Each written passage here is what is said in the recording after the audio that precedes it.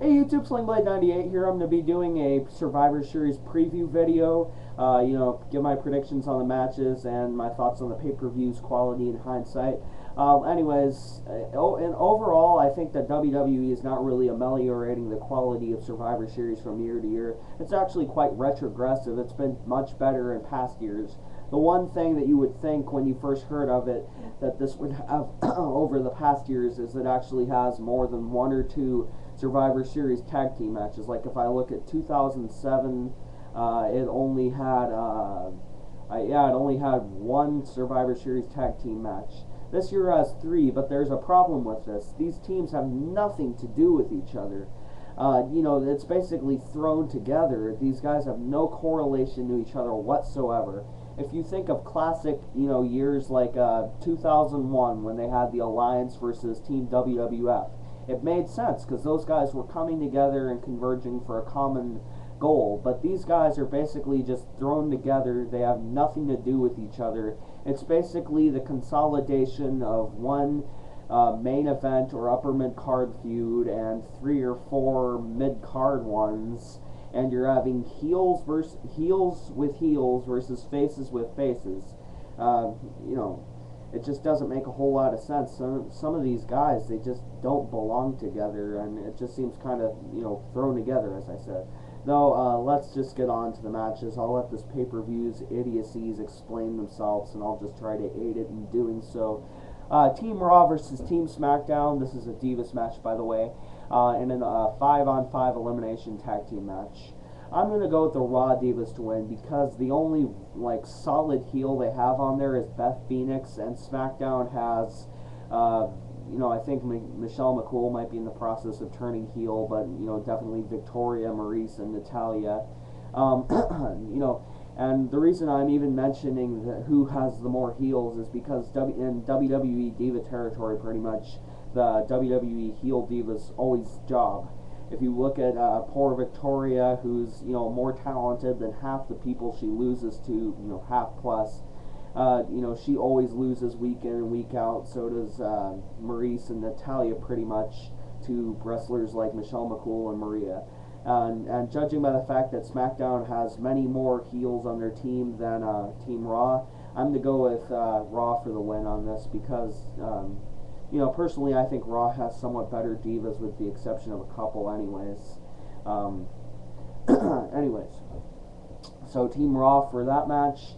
Next up, Team Batista versus Team Orton. That's the main event feud I was mentioning. And then you have a couple just guys thrown together. Sometimes you'll see like a tag team put in there, like in this one it has CM Punk and Kofi Kingston going along with Batista, and also Matt Hardy and R-Truth are on his team. As for Orton's partners, he has Shelton Benjamin, Regal, Cody Rhodes, and Mark Henry.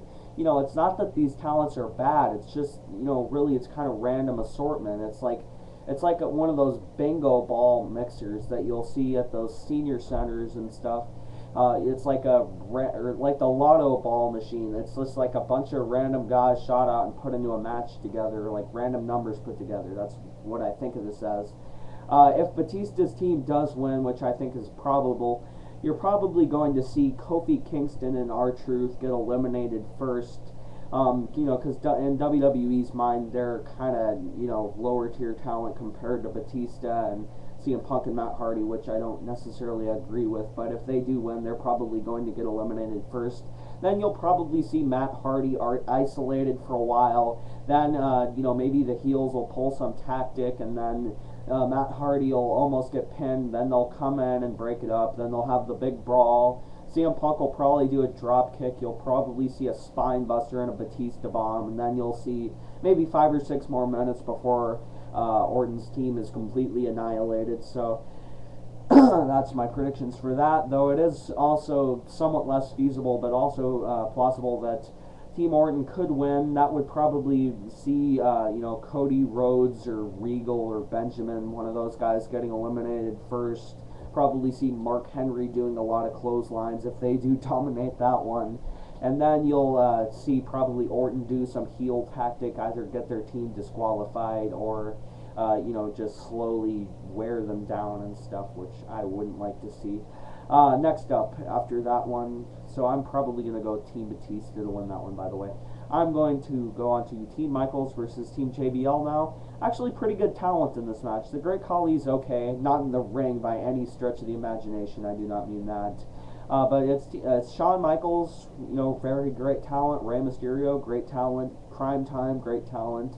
Great Khali, which kind of, leaves you scratching your head if you haven't been watching SmackDown in the past few weeks. Then you have them fighting against JBL, Kane, Montel Montavious Porter, and Miz and Morrison. Again, just like some tag teams thrown in there to fill it up. And this is another example of heel versus face. That's why they had, HBK and Rey Mysterio team up on Monday, so, at least you'd feel like there was some loose tie between them all. But personally, I think that you'll probably see Rey Mysterio doing a lot of his second reign in comparison to his old moves on some of the mid-card wrestlers. You'll probably see, no matter who wins, MVP get eliminated in within the first 5 minutes. Then you'll probably see John Morrison or The Miz go. And I would estimate that maybe Kane and JBL could bounce back and probably choke slam Rey Mysterio, eliminate him, maybe JTG, and I don't know. I could see Great Khali getting knocked out with some type of dirty move, and then you'll probably see them win with a clothesline from hell after both of the teams lost a few members already. Probably it'll have 2-on-3, and then they'll do what I said, probably knock out Khali, then choke slam Mysterio, and probably hit the clothesline from hell on HBK. So I'm gonna go with JBL's team to win that. Next up, Triple H versus Vladimir Kozlov versus Jeff Hardy. The match I'm looking forward to most is the triple threat match for the WWE Championship. Jeff's getting another chance, and albeit kind of a repeat of the last time he actually beat Triple H by roll-up. He did that again on Friday, but victory's a victory over Mr. Politics. So, this is bound to be a good match. And all the people who bitch about Kozlov sucking and stuff, and Triple H actually not being a good wrestler, he's a great wrestler despite his politics, and he's an amazing wrestler, even though he can be a bit of a dick backstage. And as for people who hate on Kozlov, shut the fuck up. He's not that bad. He's actually one of the better heels to come along within the last 3 or 4 years to actually stick around. So, I hope Jeff Hardy wins this, but you'll probably see Triple H hitting the pedigree on Vladimir Kozlov or Jeff Hardy. And, if you do see him hit it, it's only a matter of pretty much who Triple H hits the pedigree on. And sadly, he'll probably hit it on Kozlov, and then you'll have Jeff Hardy whining about it, or if he hits it on Jeff Hardy, then Kozlov will probably attack them both from the outside, and then you'll have them team up, and probably Jeff Hardy turn on Triple H. Nothing we haven't seen before. Anyways, I only have about 2 minutes left, so I gotta hurry on this. Casket match, Undertaker versus Big Show. Undertaker versus Big Show, casket match. Sorry if I just said that again. I'm a bit nervous and antsy because this is towards the end of the video. I just want to make sure I finish everything, so I don't have to do this whole thing over again and leave some points out. Anyways, this is probably going to be a decent match if Big Show can pull something out of the bag. Undertaker is such a phenomenal performer that if you caught him in a grocery store parking lot, he could have a 5-star match with a freaking mannequin. He's that good. It's all a matter of if Big Show can have some chemistry with him and pull something out of the bag. We're probably going to see a 2 to 3.5 star match, 3.5 star at best, if they put on a really good thing. Then I hope so, because this could be something great. If not, then it's just going to be meh. Could have been worse match.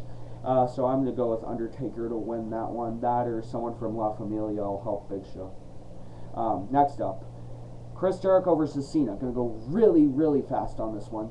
So, a lot of people are bitching because Cena's coming back and getting a title shot, just right off the bat from his injury. But I think it's quite possible that he will win this match for WWE to help hype up his return. The last time he came back from injury, he won a big match. So that's kind of what I'm going on. Plus, this is their money match. He's kind of their money guy. So Cena's WWE, or World Heavyweight Champion, rather.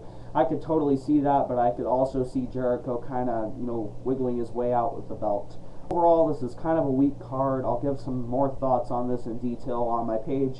Sorry about the rush towards the end. I just kind of ran out of time. Anyways, thank you for watching. Love you guys. Slingblade 98 out.